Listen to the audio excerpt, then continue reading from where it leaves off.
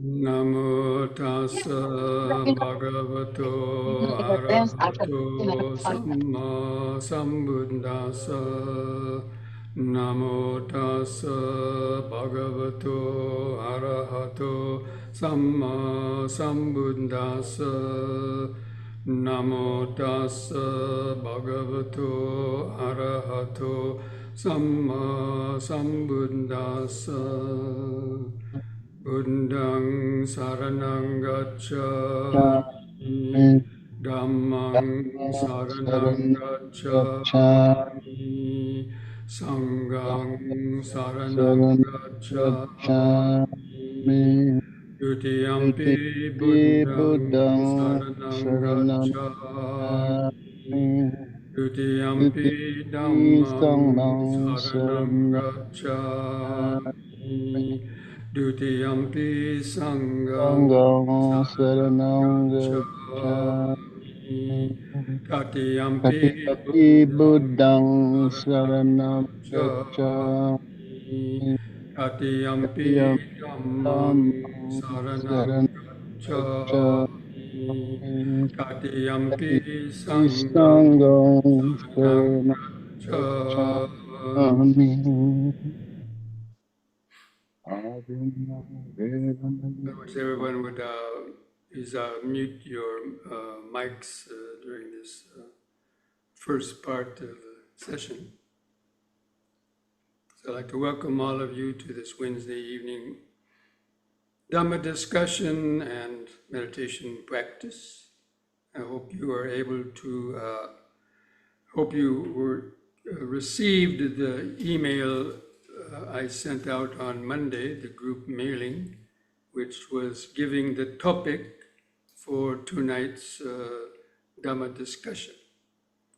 So tonight we're going to be reviewing again one of the most important sort of doctrines in the Buddhist teaching, and that is the 12 links of dependent origination.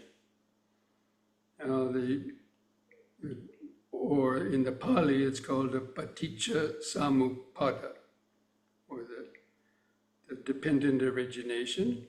And there are sort of 12 links to this dependent origination, which basically describe the process of the birth and death, not only of the material body, but also of our mind, the birth and death of the mental process too. There's two aspects of that. But usually the dependent origination is a explanation of the process of when a person is born, and then they spend that life living their life and creating karma, whether it's good karma or negative karma, and then having to experience the results of that karma in terms of many problems or sufferings or even happiness, the result of our actions. And then when a person dies, if their mind is still caught in that web of karma, then that consciousness goes on to another life, to create another life, whether it's in the human realm or the deva realms or animal realms or any number of those different planes of existence. And then it then experiences another life and keeps on accumulating more and more karma until it dies in that life and then is reborn again. So that's called the rounds of samsara. In the process of samsara, it means the perpetual wandering of the mind from birth to birth, tied to its karma. And these 12 links are a more detailed explanation of that process. And the paticca samuppada, or the dependent origination, occurs on two levels. One is the lifetime to lifetime process, which is connected with the material bodies. And there's a subtler process called the moment to moment process. So all these 12 links sort of make a revolution, you might say, are connected with each other and support each other, both in that external process as well as the internal process. And the whole practice of Dhamma is, very much connected to that.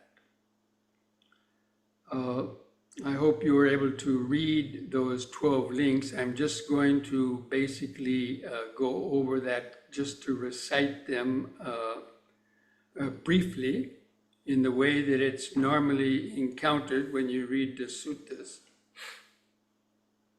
And it goes, depending on ignorance, arise volitional formations. That means volitional formations don't arise without ignorance. And then, depending on volitional formations, arises consciousness. Dependent on consciousness arises the sixfold, the mind and body, the creation of the mind and the body. Depending on and with the creation of the mind and body comes the six senses through which we experience the world. Now, in the womb, the baby has a mind and a body, but it's isolated from the external world in terms of things that it sees, hears, smell, taste, touch, the external world. But once it's born, then it comes into contact with the external world. Those six senses come into contact with the external world. And depending on having the contact with the external world, the internal world as well as the external world, arises feeling. So pleasant and painful feelings arise depending on contact. Then depending on these pleasant and painful, mostly pleasant and painful sensations, craving arises. That means desire for these sensations, desire for the objects that have created these feelings in us, both desire and aversion. When craving is mentioned in the teachings, it means both craving for wanting the things and craving to get away from the things. So we call it positive craving and negative craving. Depends on this, the feelings that arise based on the contact. If the feelings don't arise, the mind is not going to get triggered off in thoughts and craving and desire. So each of these steps is depending on the previous one. And then depending on craving, we grasp at the object. That means depending on craving arises grasping or clinging. That means it's just an intensified level of craving, which includes our thoughts, scheming, planning, how we're going to get the object of our desire or get away from the object of our aversion. And then that leads to decision making. You come to a point, am I going to pursue this object or not?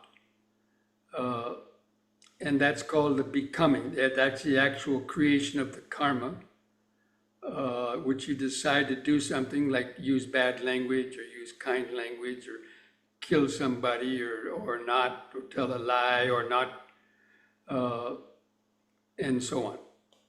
So once you've created the karma, then that is called becoming. The mind becomes stronger in its desires and aversions, or if you've been practicing the Dhamma, then it can be weakened in those, the weakening of desire or the weakening of aversion.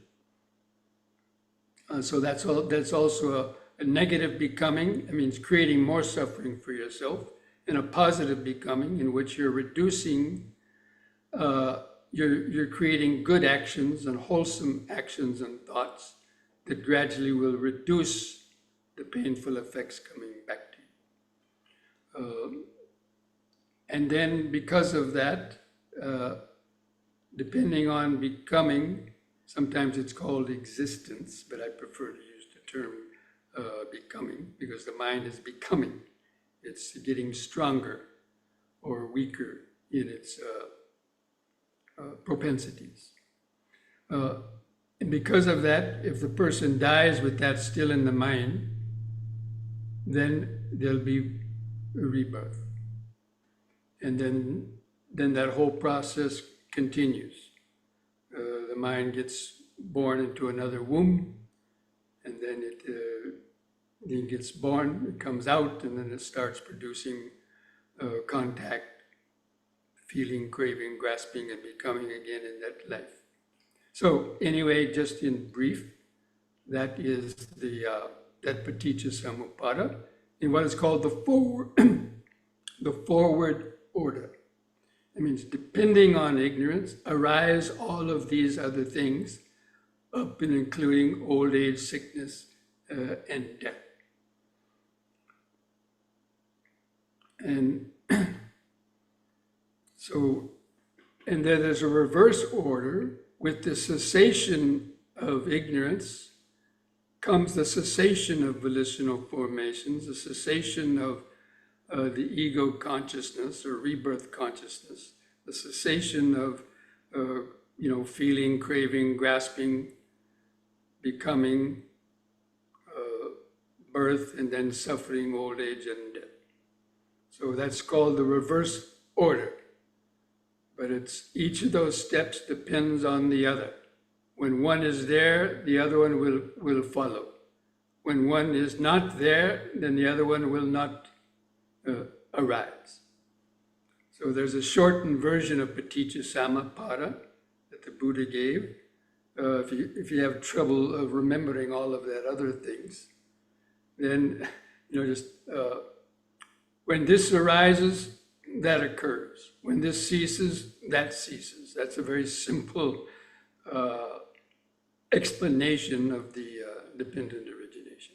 So anyway, I wanted to go over these stages in a little bit more detail because the whole practice of Dhamma revolves on that. So the first one is ignorance. And basically ignorance, the Pali word for that is avidya. Vidya means knowledge, and avidya means without knowledge.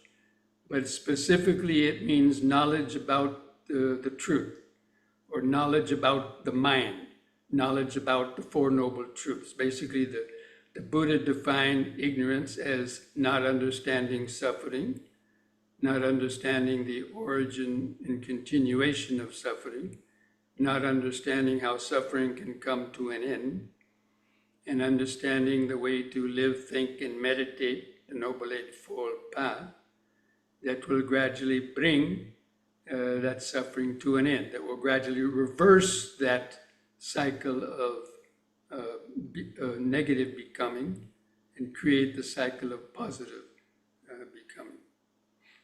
So now ignorance, everything else comes from ignorance. And basically means not knowing the truth. Apart from what I just mentioned about the truth of suffering and so on. It means not knowing how our mind works. Not knowing how your mind got caught up in the web of karma. And how these various problems that you experience in life and so on have causes, rooted in the past, or have causes rooted in the fact that you're born in the first place. So, and that's why in the Noble Eightfold Path, those of you who are familiar with the Noble Eightfold Path, which most of you are, the right understanding is the first step of the Noble Eightfold Path. So right understanding is understanding ignorance. And it has three levels. Basically, it means understanding this paticca samuppada and understanding the nature of suffering. So The but so right understanding has 3 levels. Of course, I'm not the intellectual level of understanding, the understanding that comes through meditation, and the understanding that comes through very deep insights. But anyway, so it's right understanding that helps to weaken ignorance, basically. It's an antidote. So right understanding or wisdom is an antidote for ignorance. And it's interesting, these English words that are used in the place of Pali. So ignorance is an English word that stands for avidya. But it means to ignore the truth. It means to ignore what is basically in front of your eyes or in your mind, basically, that we can't see. And so it means to ignore the truth, the ultimate truth that's within you, or the truth of impermanence, suffering, and no self, as we should be able to directly observe it. So we're ignoring that truth. When people say all these, craving and desire and attachments bring suffering, they'll say, oh, no, it doesn't. It brings me a lot of happiness. So that's a very superficial understanding about suffering. Suffering goes to more deep levels. But anyway, I'm not going to get into that at the moment. So ignorance, depending on ignorance, arises the volitional formations. Now, this is a harder one to understand. The volitional formations are of 3 kinds. That means the things that create actions and activity, or that determine other things. It's kind of a little bit hard to understand, but it comes from it's the reservoir of the mental activities, the subtle mental activities deep within the unconscious mind that includes our past memories, emotions, and things like that, but especially like memories and habits. Like you have the habit of repeating things over and over again. Those are volitional activities. And there's also vati sankara, or activities of speech. We speak in habits, like using bad language, or using kind language, or telling lies, or telling the truth.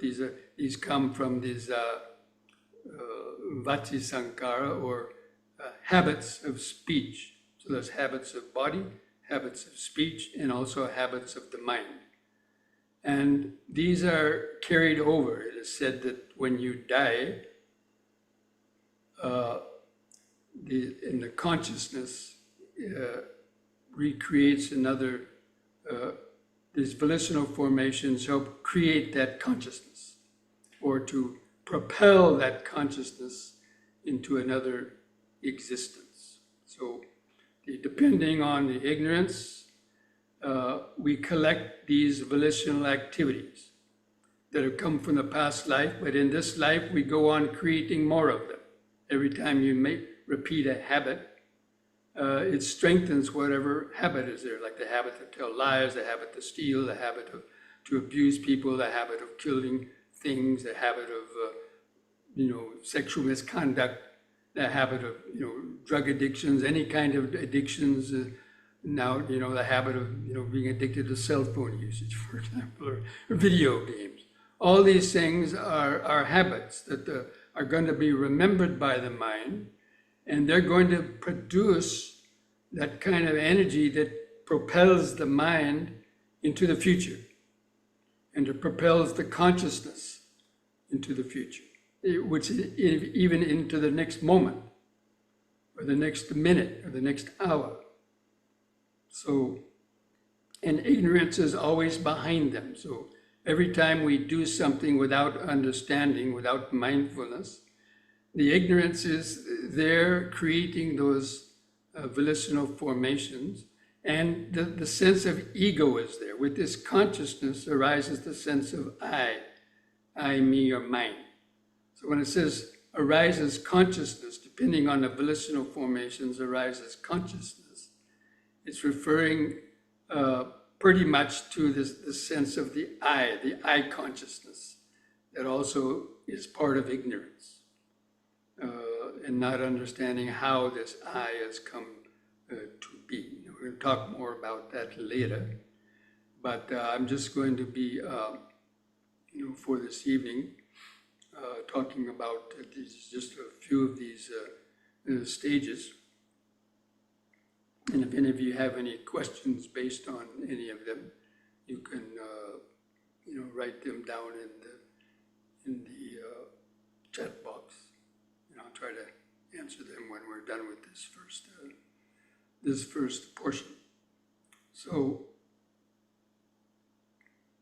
the ignorance, basically, again, is important. It means ignorance of the Four Noble Truths. It doesn't mean ignorance about how to create a rocket engine or how to be a computer programmer. No, that's not that kind of ignorance.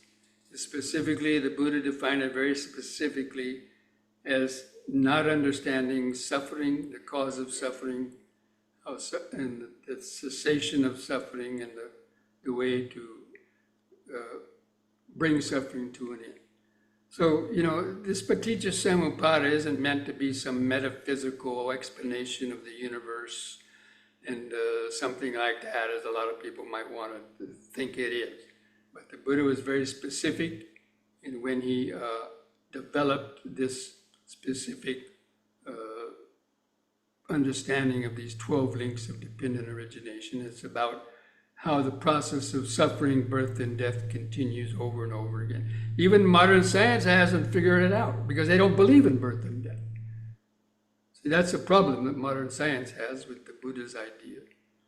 That, they think that the brain and consciousness was created at the time of birth in the mother's womb, produced by the brain, and they have no idea about this relinking consciousness. And how it works and continues, and how the ego arose. They really can't explain that, or at least they're trying to, but because they can't put it in a test tube, so they can't measure with the EKG or something like that. That's the problem with science. They're limited to gadgets, but when they're talking about the mind, it's you can't always. Measure. You can measure thoughts and brain waves and, things like that, but some of the deeper aspects of it is very difficult, especially about how this ignorance, especially the paticca samuppada. If you ask a scientist about that, most of them have no idea even what it is. So anyway, the ignorance is, again, it's specifically the ignorance that gets us caught up in the creation of karma. The whole life is nothing but creating more and more karma, and especially with ignorance, that karma just gets deeper and deeper, creating more and more suffering because people don't know how to get out of their habits. And so the paticca samuppada actually is a way of understanding how habits keep getting repeated and how you can break the cycle of habits and to decrease the momentum of the craving, grasping, and becoming. And I'll be talking more about that later. So, that's why the importance is right understanding. When you first started to study the Dhamma, the right understanding is important. Now, a lot of people these days, they want to learn meditation, and they just, go and learn some techniques and think that they're just practicing some techniques, they're gonna calm their mind or purify their mind or whatever they might imagine.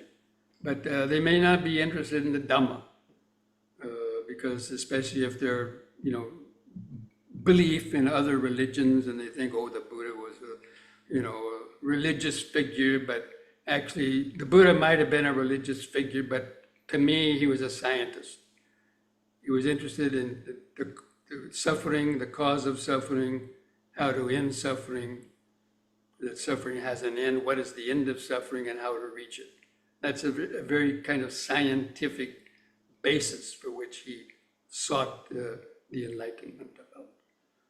And looking within himself, he was able to see that the root cause was the ignorance and the attachment that leads to ignorance. That means not understanding the nature of impermanence, not understanding the nature of karma and how we get caught, the mind gets caught and bound in the cycle of repetitive behavior and then having to experience the painful or pleasant results of that. And that lies in the volitional formations.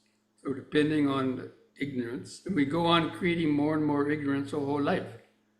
You know, people hear things and they learn things, and, you know, especially like some of these weird beliefs, you know, what they call it, conspiracy theories, you know, and especially with the internet now, there's so much proliferation of all these weird ideas and listening to people spout a bunch of nonsense. And there's a lot of gullible people that will believe that. And they'll go out then to overthrow the nation's capital and create a lot of negative karma. So, you know, so much of our negative karma comes from our wrong ideas, our wrong understanding, and not understanding the nature of, you know, what ignorance is. And so the right understanding is important in the beginning to help, you know, open up the mind to some of these deeper levels of understanding, which is an antidote again for the ignorance. And that in turn, as the ignorance decreases a little bit, that means when you understand the law of karma and you stop breaking the 5 precepts, for example, and you start developing metta and compassion for others, and you stop being so addicted to sensual pleasures, then you can see how your life gets a little bit more calm, and how you're starting to change the volitional activities as you practice the sila, the precepts, and so on, the Eightfold Path. This is a result of understanding the law of karma. So you're gaining your ignorance about just. Some people don't believe in karma. Oh, there's beliefs about nothing. There's no point in doing good or bad because you're just going to die and there's nothing going to happen after death. And the mind will just go poof, and there's no point in doing anything. They don't believe in anything really, so they don't see the incentive to control their mind or thoughts. And they just get caught up in whatever whims and fancies or beliefs, current beliefs that are going on in the world because they're not in touch with themselves. They haven't got in touch with themselves. So they're only following the crowd, they're following the outer world. They haven't developed that wisdom that comes through meditation that they can actually be able to see deeper into the nature of the mind. So all that is part of dispelling ignorance. So depending on the ignorance, it means, these things are very deep. It's not easy to describe these things. But, it's basically, to keep it simple, it's basically our habits, the volitional formations, the mental formations, or the speech formations, the bodily formations. These are the habits that have become, in the unconscious mind, and they are carried over from moment to moment. Each of these 12 links of dependent originations is like, a circle going like that, a revolution of a Ferris wheel, for example.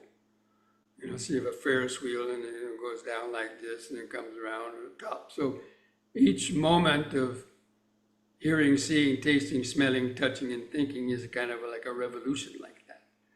And that goes on from the time we are born or come out of the mother's womb until the time we die. And that process of the inner paticca samuppada then creates this external paticca samuppada in terms of the bodies being born because of that. And so I'm going to be talking more about that later. But tonight, just to sort of start this discussion and this exploration, I just want to basically mention about how the ignorance and the volitional formations, they produce our consciousness, but I'll be talking more about that later and actually how that occurs. But so I'm going to finish this kind of talk on these first two steps of the dependent origination. Depending on ignorance arise the volitional formations. And I encourage you to read other things about it. And I hope you were able to read those two links that I sent out on the email on Monday, and how the Buddha explained it. He explained these different links. So I'm going to now open it up and see if there's some questions. It looks like in the chat box there's some questions. Can you please make Bhante's voice louder, a little louder? How many people didn't hear a thing I said? My tech expert isn't here. I don't know how to, according to my thing here, I got the, okay, let me look at this. How's that now? Is that louder? Can you hear me more loud now? Yes, I was no, able maybe so, I don't know.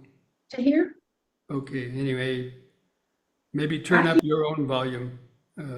Some people seem to hear me quite well, others not. It might be your own computer. We can hear you good. Well, Homo Hyundai. Very good. Okay. Question for later. How can one start right this moment, even in a small way, to create wholesome karma? You can't until there's right understanding. And you have to follow the Eightfold Path. Now, in a simple word, I can say be mindful, but mindfulness is not going to help you if you don't have some degree of right understanding. And you don't have some degree of practicing sila, because those are going to make it much more difficult to be able to create wholesome karma, because we create a wholesome karma because we don't have mindfulness. We don't have mindfulness because we have ignorance. We haven't practiced, or we haven't practiced sila. Sila, mindfulness comes as the sixth step of the Eightfold Path. The previous steps are right speech, right action, right mindfulness, right livelihood, which are where we create most of our negative karma. And if you're caught up in that, it's going to be very, very difficult to practice mindfulness. But anyway, people always want shortcuts, how to create wholesome karma. But I'm saying it's with mindfulness. Now, if somehow you can just get instant mindfulness, okay, great. But, the Buddha outlined the Noble Eightfold Path for a reason, and it came in a specific order, because each one is a stepping stone to the next. A lot of people can try meditation, but their meditation is not going to go very far until they have, to a certain extent, managed some of their neurosis and other types of, greed, hatred, and delusions through the cultivation of right understanding and the rest of it. That is my question. So I just want to ask you a follow-up. You said right understanding has three types of right understanding, like intellectual, experiential, and what was the third one? Coming from deep insights, specifically meaning the attainment of entering the stream once returning attaining the path and fruits, which is much more difficult to understand. But the second level is the understanding that comes by reflection. So you think about the law of karma in your life. Think back and think of the various painful things that happened to you and see if it wasn't due to some kind of, attachment, some kind of, not following the precepts, maybe using bad language or, whatever. You think about it. Most people don't want to think about it. They ignore it. But when you think about it, that's what I did. I spent a lot of time reflecting a whole life, all the things I went through. There it was, ignorance. And just being led by my desires and passions and conditioning. Not wanting to do anything about it. Wanting to take pills or get high because the mind wasn't high. So, anyway.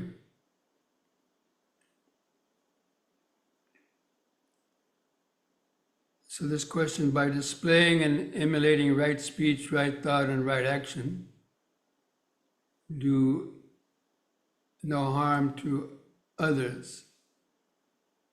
Right, that is the way that you begin to create wholesome karma, that's right. All of those right speech, right thought, right speech, right action, right livelihood are following that, do no harm to yourself or others. That means you're not creating negative karma that's going to produce painful reactions. That's the whole practice of Dhamma, is really right there. At least on the practical day-to-day level, about reducing the amount of suffering that you have. We worry and obsess over things that we want or don't want, and then having fear that things we don't like are going to come to us, and we keep feeding these type of emotions and thoughts because we don't have any alternative. We just are caught in that. So all these practices of the the Eightfold Path are ways of beginning that process of slowing down the wheel, the wheel of life. So the dependent origination is also called the wheel of life, because it connects this life to the next life, the next life to this life to the present life, and it keeps on going from lifetime to lifetime, but also moment to moment. So,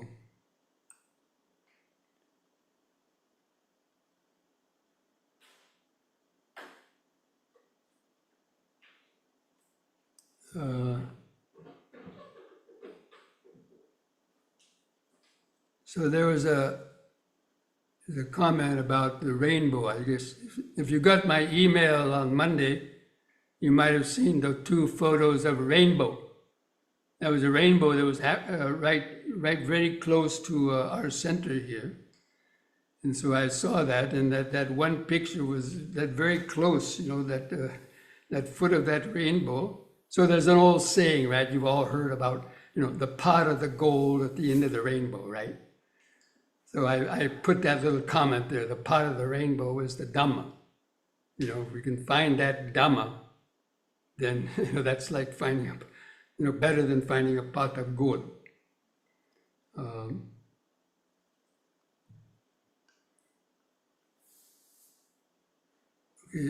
Volitional formation, as you mentioned, is the hardest part to understand from a birth and death point of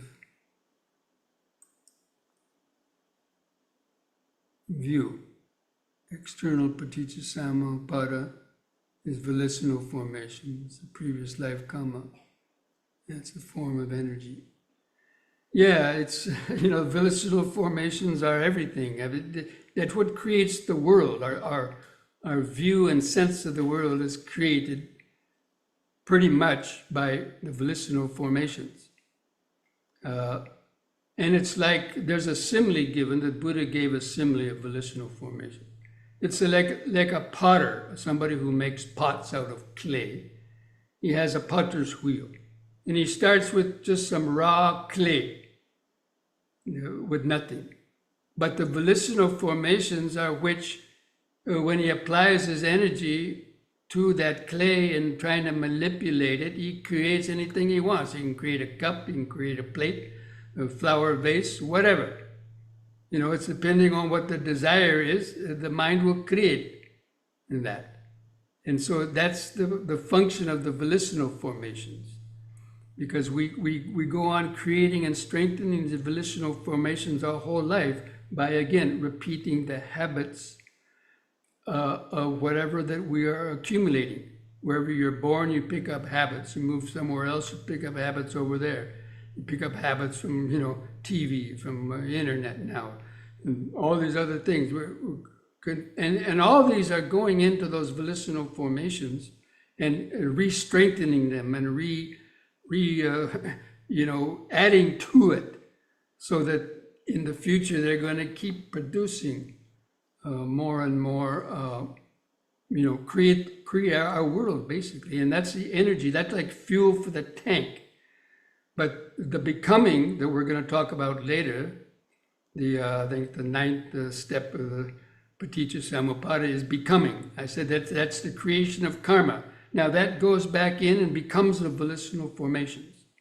And I'll repeat that when we go on and, explain that as we get to it. But yes, the volitional formations, as long as those volitional formations are strong, and that means greed, hatred, and delusion, then they're going to keep producing suffering. So we have to, so the whole practice of Dhamma is depleting that reservoir of volitional formations, so that when death occurs, there's nothing to come out of it. There's nothing to produce rebirth consciousness. And again, we're going to be talking more about that later, but just in a very short, simpler way. That's how that happens. So the volitional formations, yes, it is a kind of energy. Hatred's a kind of energy. Look at what can happen to people driven by hatred. I mean, it creates atom bombs and, whatever, desire and aversion. It's a kind of energy. It creates everything. And unfortunately, that energy, leads to the suffering of oneself and others too often. And it's because of ignorance.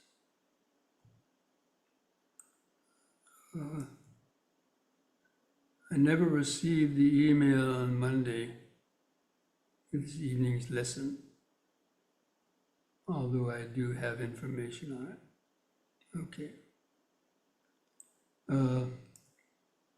Yeah, sometimes people's names somehow get deleted or somehow disappear from the mailing list, or I don't know, maybe it's got into your spam folder or other things like that, and I try to put people back on the mailing list, and sometimes it works, sometimes it doesn't. So. But anyway, just tune in each week, and normally we review whatever I sent out. Or, yeah. Okay, friends, so I think, anybody have any last question? If you want to raise the golden hand.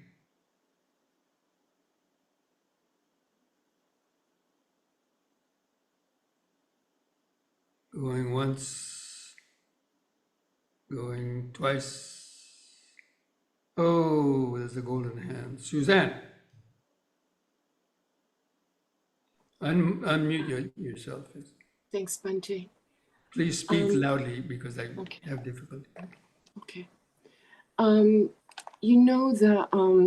theory that prior generations pass on unresolved conflict to future generations.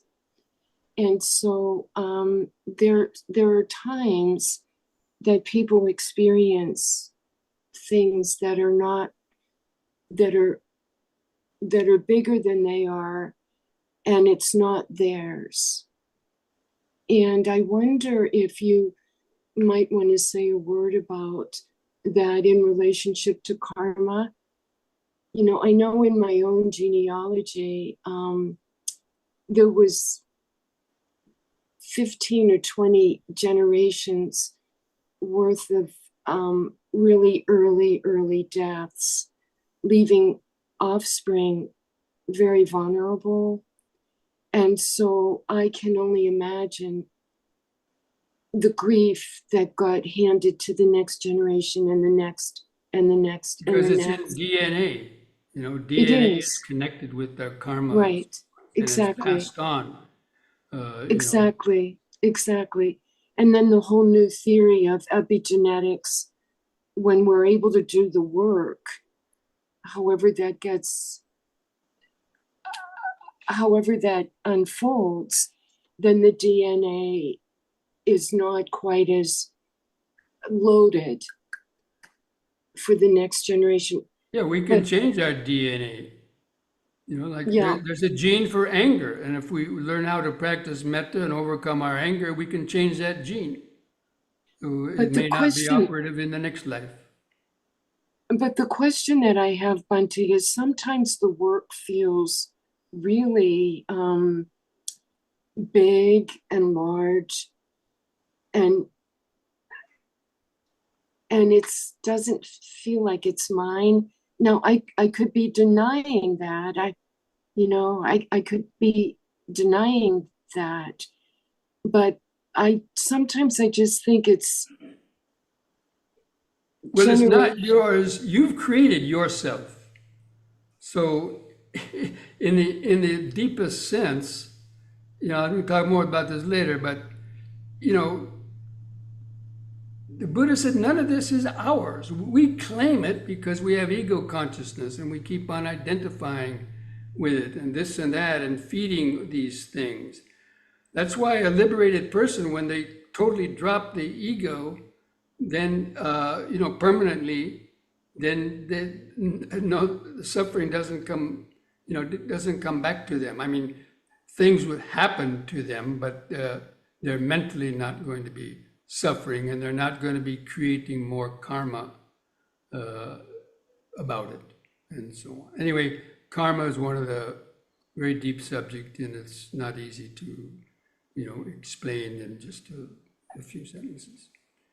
Okay, friends, I think we'll go ahead and wrap this up, this discussion, so that we can come back and have a good meditation session. Is there any way you could answer Bakshir's question? Because I think it's it's the same one I have too, about collective karma. I'll talk about it next week.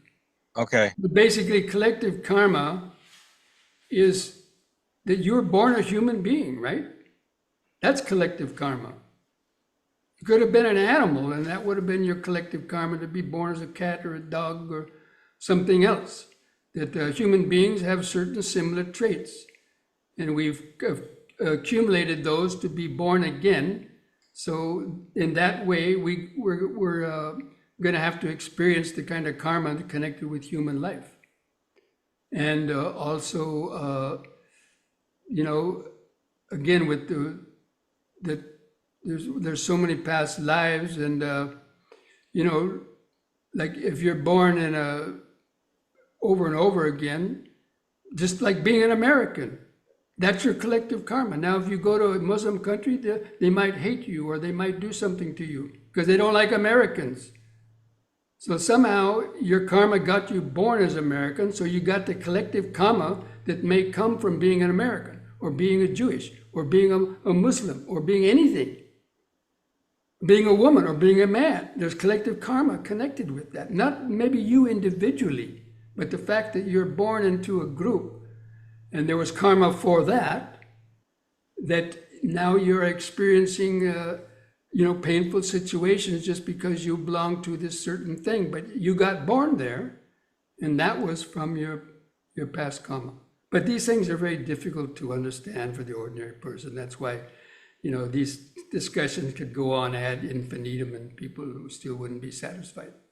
So That's why only deep meditation and developing deeper levels of wisdom will help you to understand these thorny knots of, ignorance and so on. Okay, friends, so let's take a short break and come back in a few minutes to do a few stretches and then our meditation. Okay. See you back in a few minutes. Your eyes, and feel the outline of the standing body, feet pressing the floor, hands and arms hanging at the side, clothing touching the skin, head balanced on top.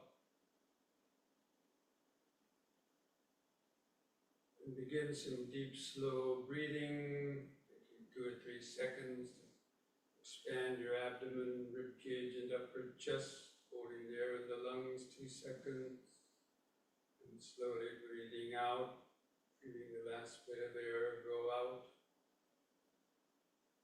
Let's take a few more deep breaths like that, developing this mindfulness. Breathing in, letting go of the past and future.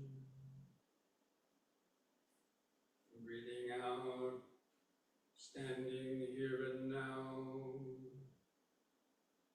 Breathing in, letting go of the past and future. Breathing out, standing here and now. Breathing in, feeling the whole body. Breathing out, feeling the whole body. Now we'll combine this breathing with these movements.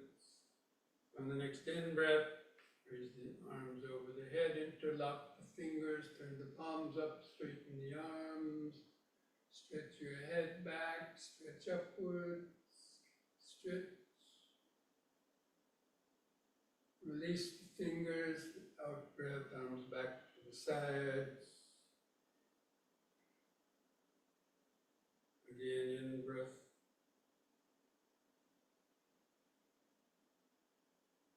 Stretch up, bend back a little bit.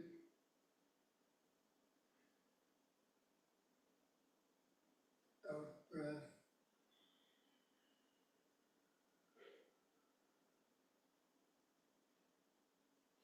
Once more, in.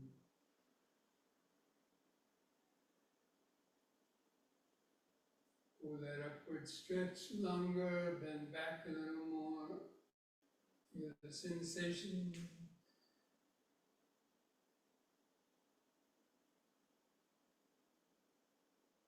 Release fingers out.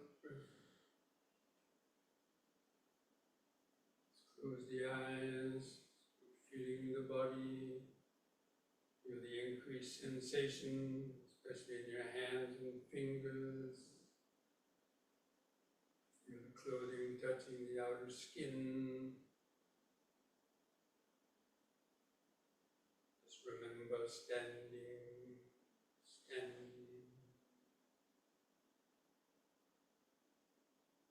letting go of your thoughts. Let your thoughts come and go in the back of the mind. Keep the body in the front of the awareness.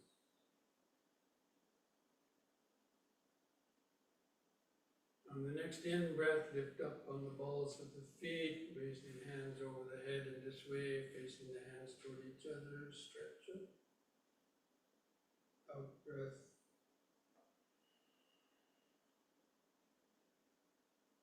Use the in-breath to help lift up the body.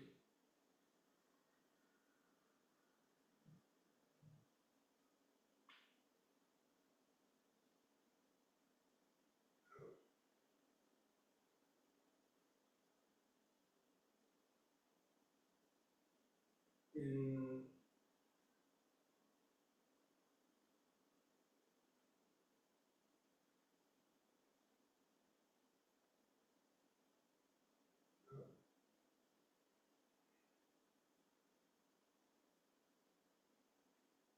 Relax.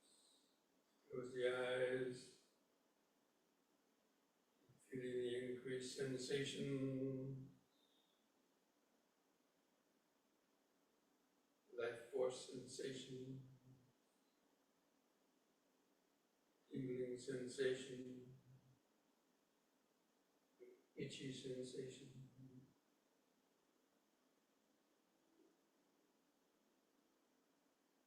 Remember standing.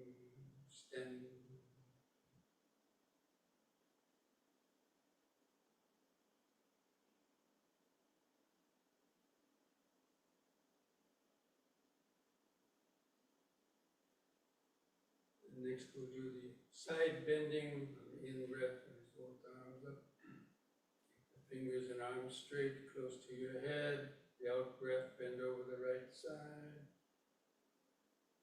Keep your arms parallel to each other like railroad track.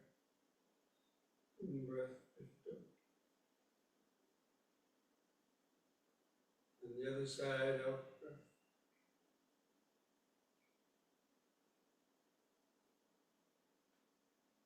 In,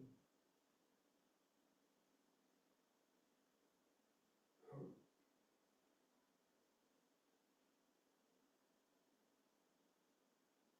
In.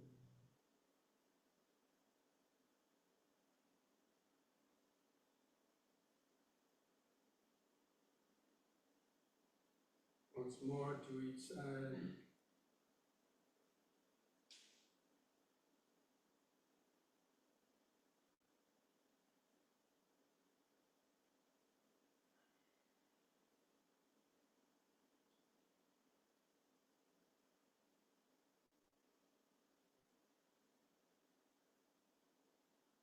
The out breath.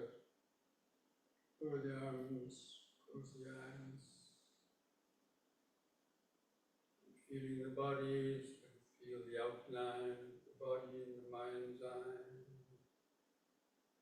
Sense of the head on top, arms at the sides, clothing touching the skin, feet pressing the floor. Inner awareness.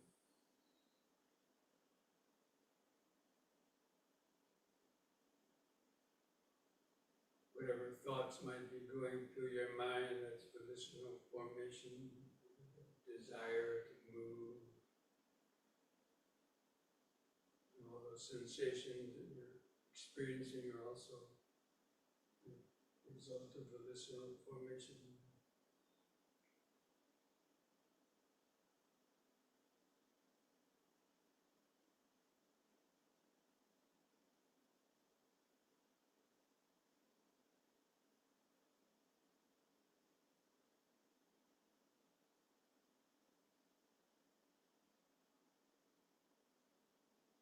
Now, spread the feet apart, about 3 feet. Pull the arms out to the side. We'll do twisting from right to left. Breathe in. The out breath, twist to the right. Your eyes focus on the hand going back. In breath, back to the front. Let your feet turn with the body and twist to the left. Out breath.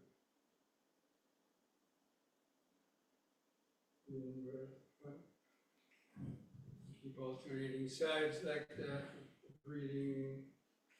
Out breath.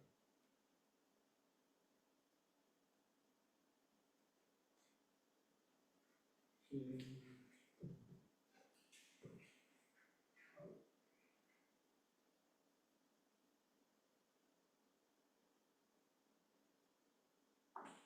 Once more to each side.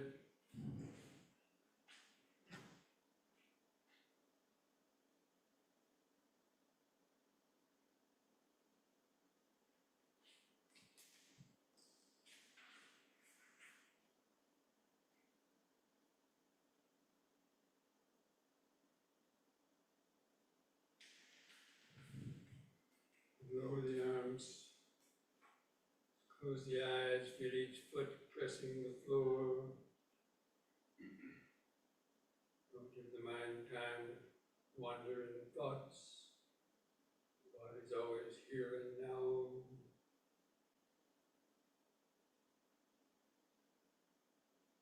Feel all the different sensations.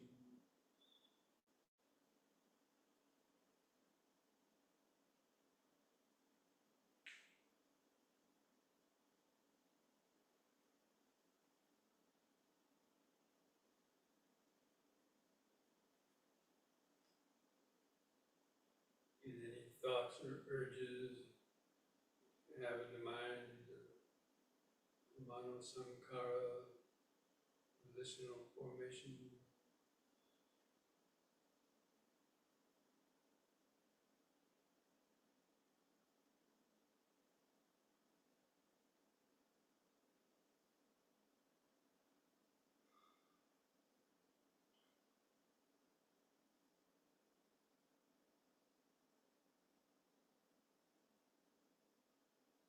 Now place the hands together at the chest.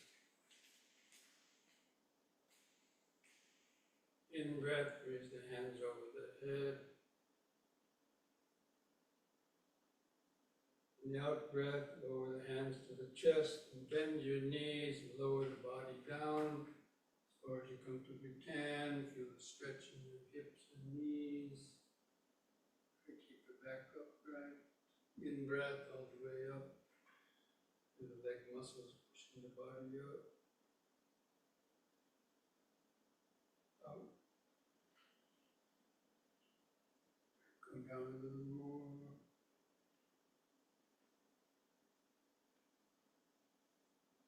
In.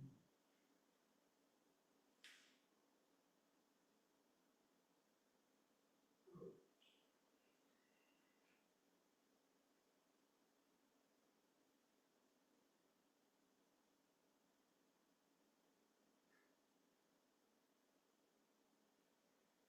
In.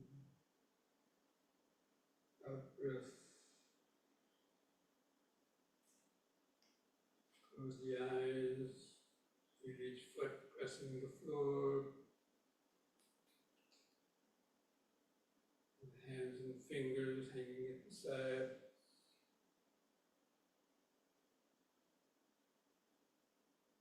Clothing touching the skin.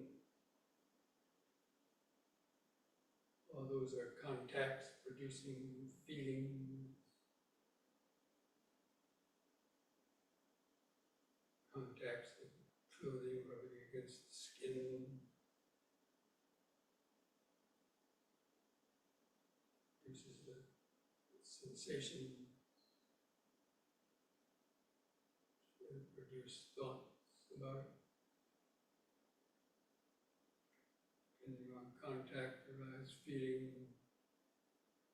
Depending on feeling, arise thoughts, craving.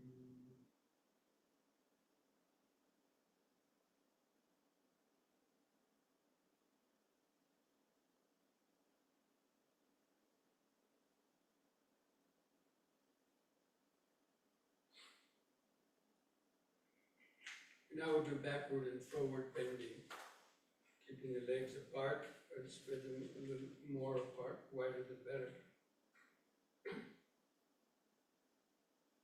Let the hands touch the front of your legs. We'll breathe in. On the out breath, bend forward. Keep your head lifted up, looking out straight ahead. Let your hands come to the kneecaps the first time. Your arms straight, legs straight, but flatten the spine. In breath, lift up. Move the hands under the buttocks for support. Gently bend back on the out breath. Bend back, look at the ceiling. Feel the arch of the spine. In breath, lift up. Or shaking. And in out breath, forward. Let the hands come below your knees. The head lifted up, legs straight. Feel the extra stretch in the leg muscle.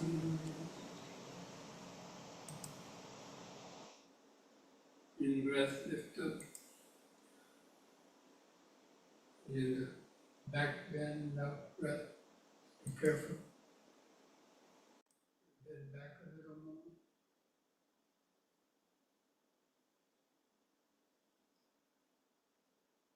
In breath.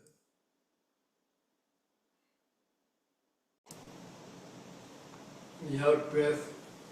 Let the hands come down as far as you can towards your ankles or feet, and then hold on longer, hold that position longer.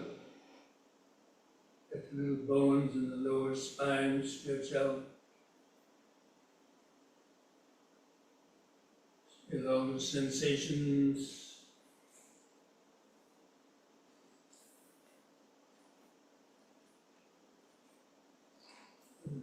In breath, lift up. One more time, the back bend, just be careful.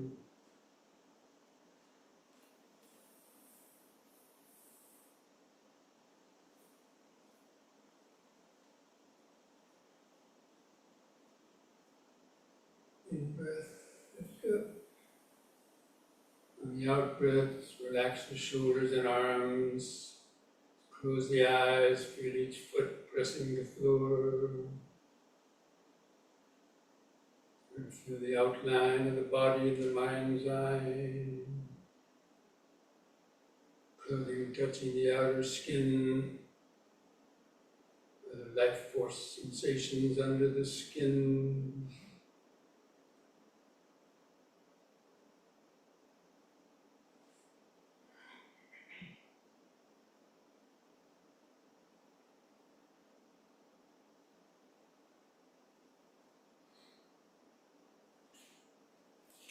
Now bring the legs back together.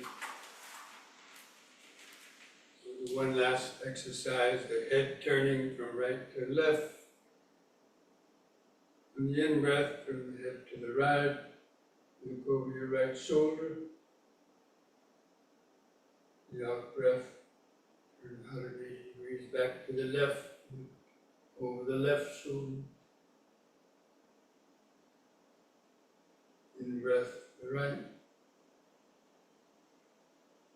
Concentrate into the neck vertebrae. You have a stiff neck, careful out breath to the left.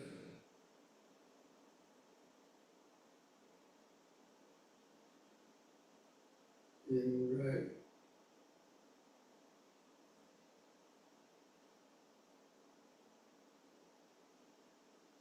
Out, left.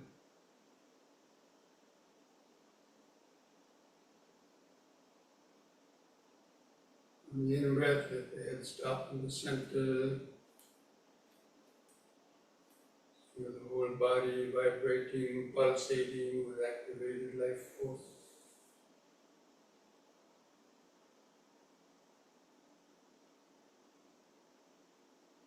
The energized cells, atoms of the body, charged up, oxygenated blood, the body's natural electrical energy.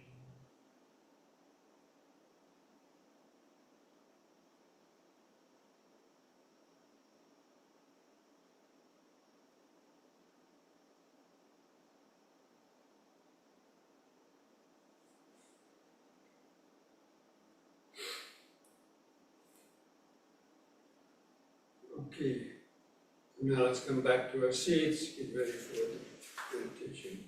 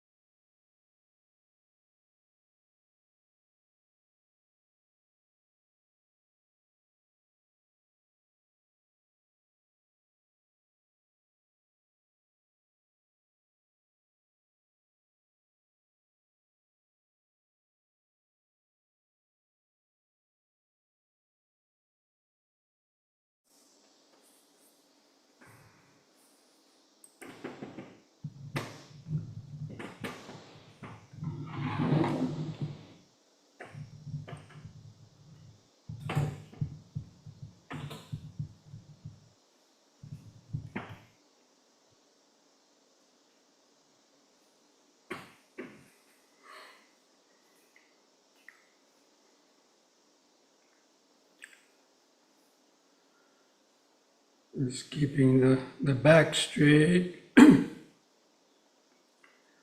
Feel the head balanced on top of the neck.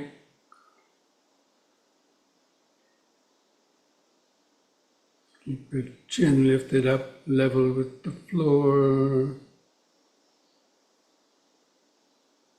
Just sort of focus on the eyes. Feel the eyes in the socket. Sort of feel the eyelids stretched over the eyeball. Subtle eye movement. From that point on the eyes, try to feel the outline of the sitting body. Sense of the head on top. Arms at the sides, hands touching together, buttocks pressing the seat. Feet tucked underneath. Try to hold that outline of the body in the mind's eye. Then begin taking some deep, slow breaths like we did during the yoga session. We're going to take 2 or 3 seconds to expand the abdomen, rib cage, and upper chest, holding the air in 1 or 2 seconds. And slowly breathing out, feeling the last bit of air go out of the lung. Just take several more deep, slow breaths like that, developing this mindfulness of breathing in, letting go of the past and future. Breathing out, sitting here and now. Breathing in, letting go of the past and future. Breathing out, sitting here and now. Breathing in, feeling the whole body.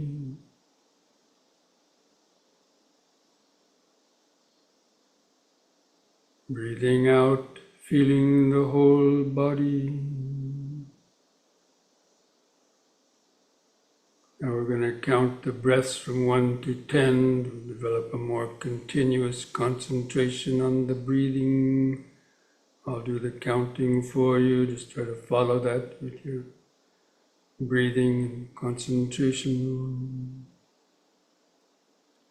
So with the next expanding in breath, mentally count to 1. Hold the breath a second. With the contracting out breath, also count to 1. Feel the last bit of air go out.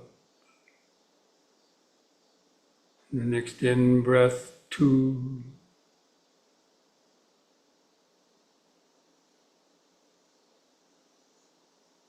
Out breath, 2.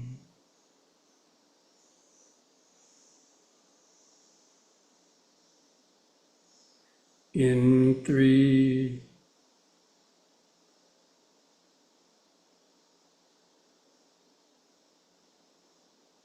Out 3.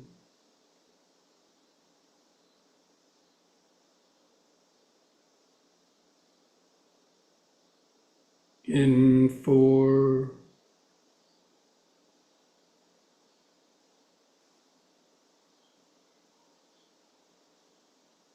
Out 4.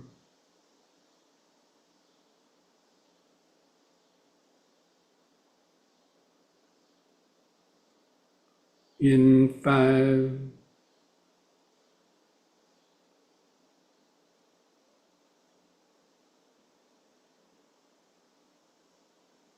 Out 5.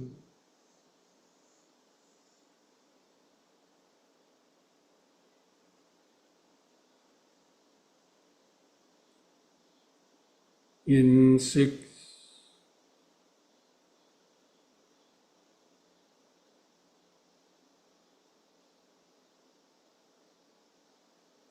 Out 6,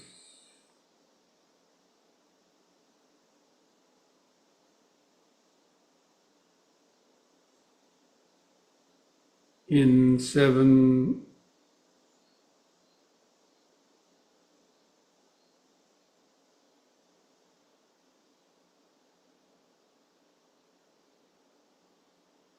out 7,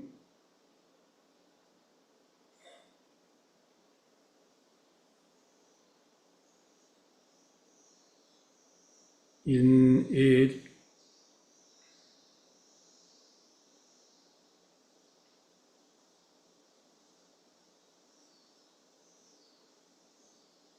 out 8,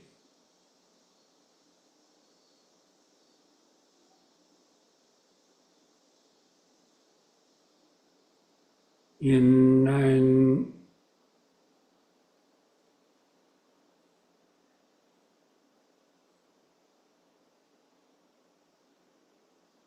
out 9,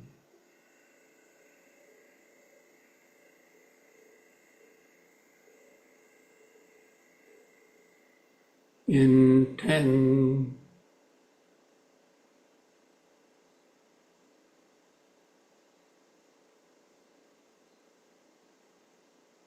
out 10.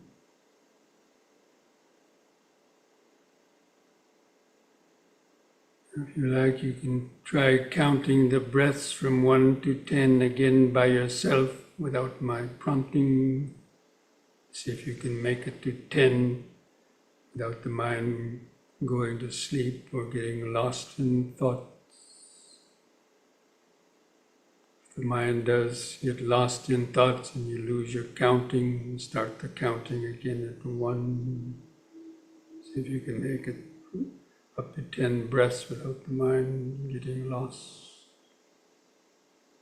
Means you reach the first stage of concentration.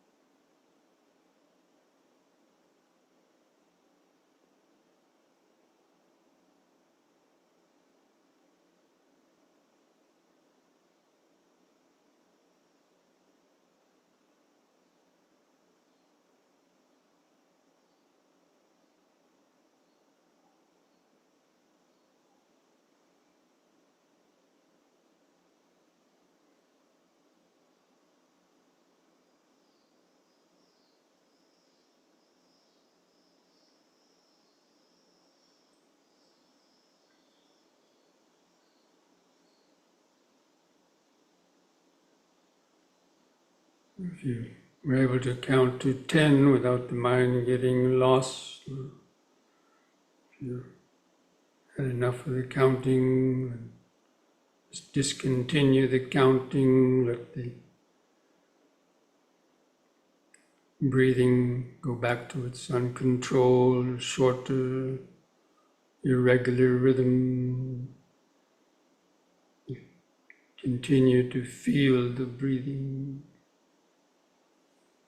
You focus your attention on the center of the body, feel the residual expanding and contracting sensation. Try to feel where the clothing rubs against the skin of your stomach, rib cage, your chest. It expands and contracts, producing friction, sensation, feeling. Depending on contact arises feeling.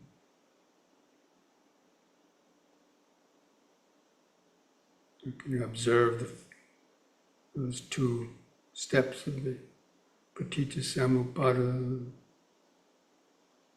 Depending on contact arises feeling, sensation. And just knowing when the breath is coming in and knowing when the breath is going out.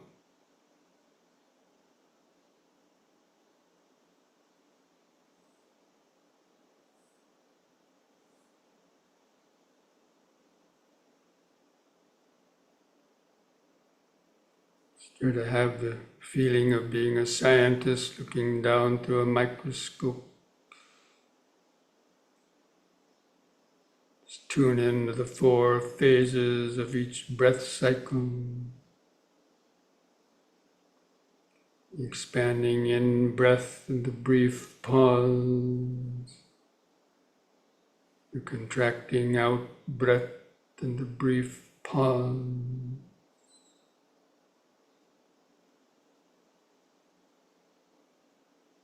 To help you remember, you can use these mental reminders.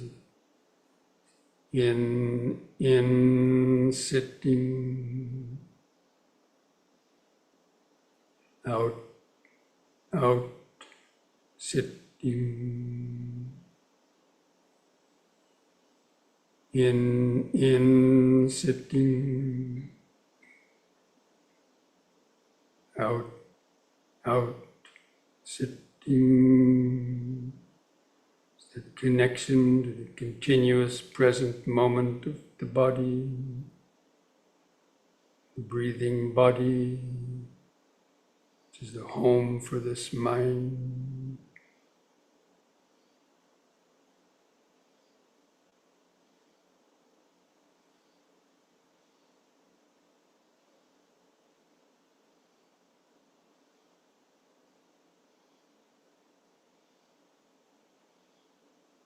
Especially be alert to notice the brief pauses between the breaths. Most people don't notice the pauses between the breaths. Your mind wanders in thought.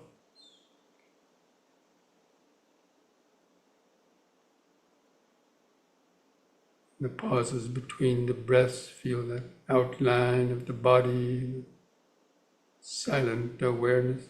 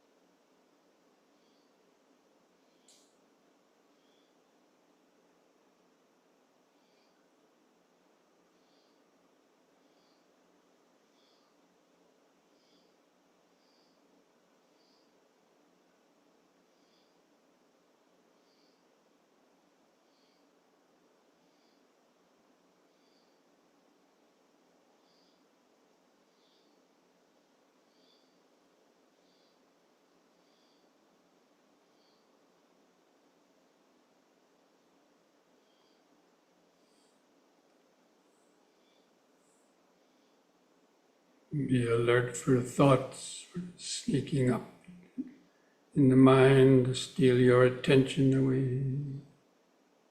Get carried away in thoughts, recognize it as thinking. Take a deep, slow breath. Bring the mind back into the body. Back to in, sitting.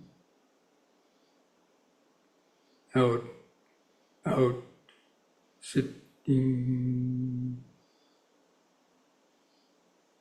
Various thoughts or ideas or urges going through the mind. These are the volitional activities.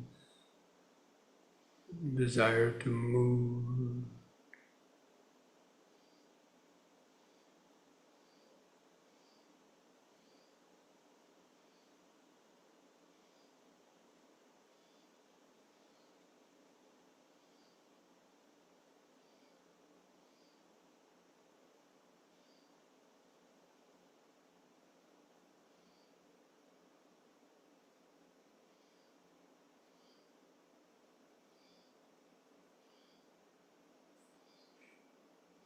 With volitional activities, you create the thought of I or me.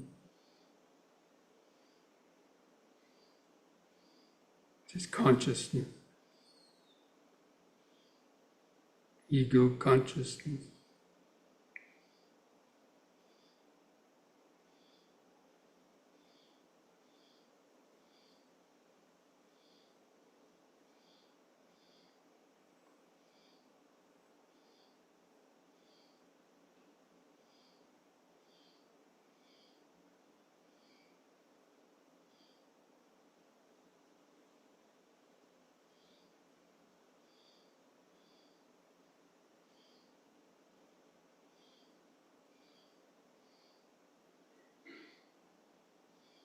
The mind still has a lot of thoughts. Come back and do some more deep, slow, controlled breathing to help concentrate.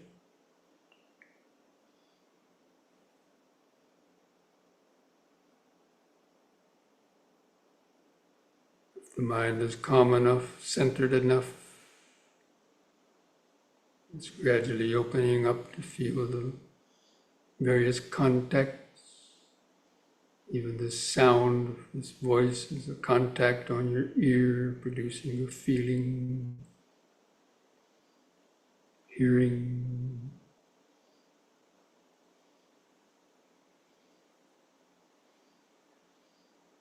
Maybe be aware of any unpleasant body sensations, like some itchy sensations, prickly sensations. You can observe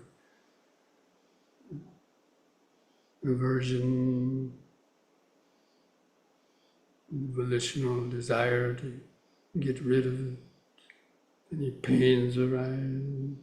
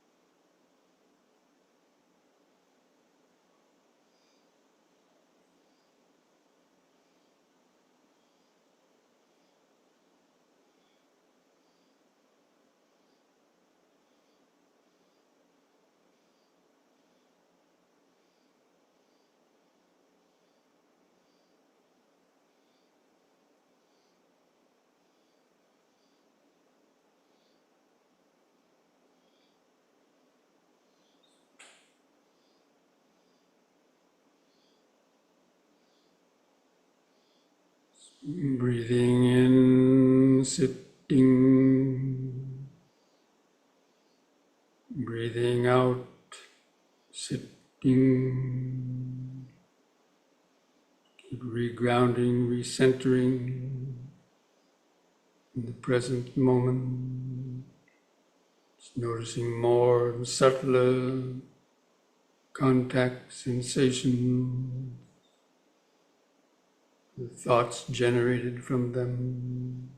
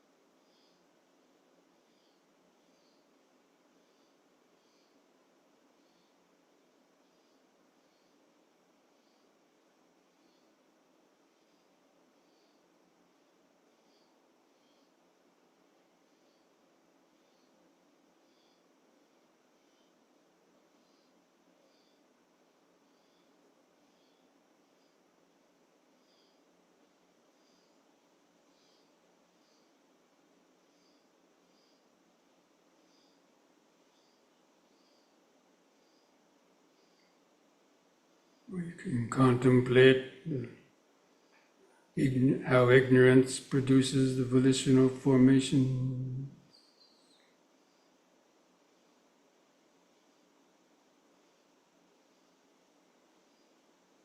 and all the habits that you have,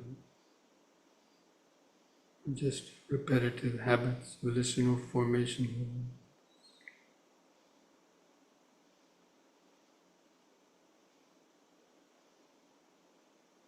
Strengthening our consciousness, our ego consciousness, idea of ourself.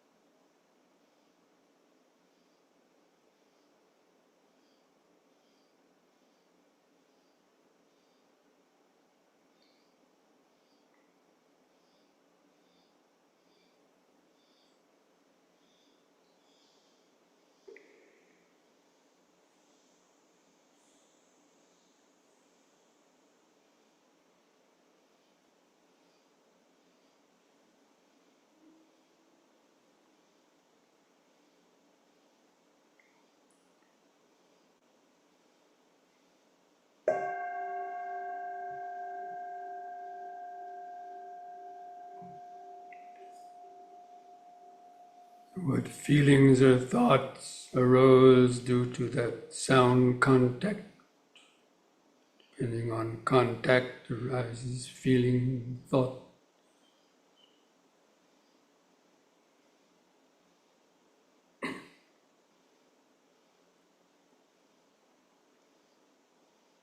Dukkha patacani dukkha bhaya patacani bhaya soka patacani soka hontu sabbe pipanino.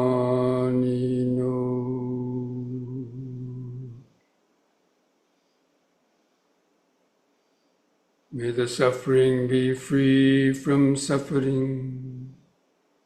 May the fear struck be free from fear. May the grieving be free from grief.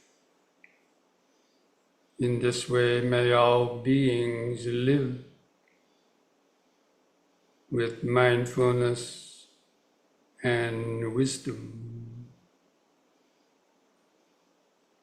Thus spoke the Buddha.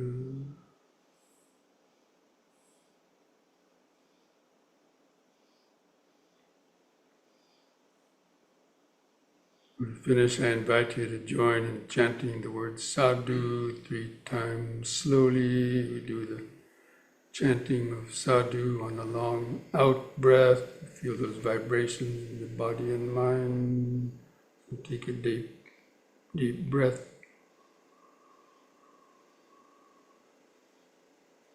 Sadhu.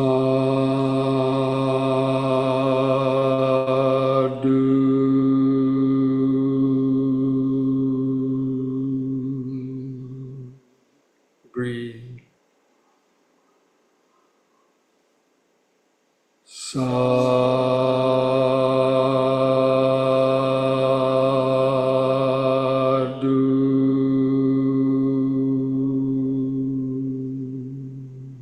Breathe. Sadhu.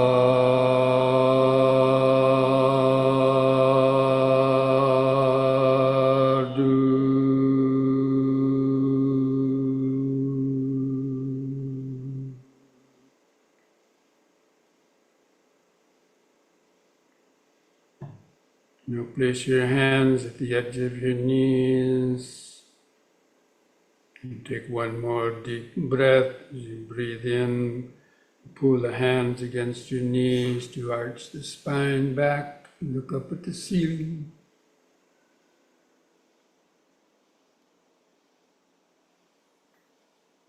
On the in-breath, lift the head up, and on the out-breath, press the chin to the top of the chest to stretch the neck vertebrae.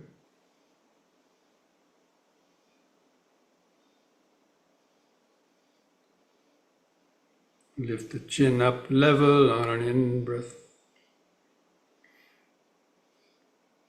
And relax on the out-breath. Put a smile on your face.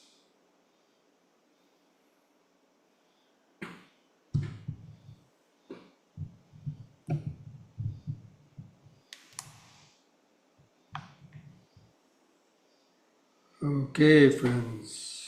So this brings our evening Dhamma discussion and meditation to an end. As I always say, that mindfulness should never end. We should learn how to cultivate mindfulness in all of our actions, movements of the body, observing our mind, being more grounded, centered in the present moment. We achieve that by practicing the M&Ms, or the minutes of meditation, minutes of mindfulness every hour during the day. And during this week, see if you can understand the meaning of ignorance, not knowing the truth about our mind and karma, that we have created a lot of unnecessary, unskillful habits of thought and speech and actions that bring a painful result. Absolutely. That's how you develop the Chintamaya Panya, the wisdom that comes from reflecting, thinking about the Dhamma. Okay, so be well, be peaceful, be wise, be mindful. And next week we will continue on where we left off with explaining more about the consciousness, mind and body, six senses. So try to read some other suttas on the dependent origination. There's so many. You can just look up on Google. You can look up suttas on dependent origination. You got a lot there. Reread the ones I sent out.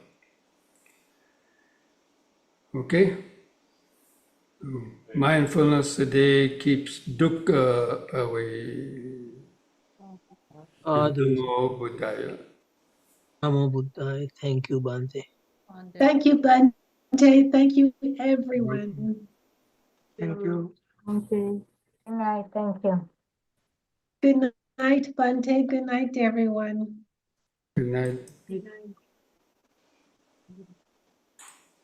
night.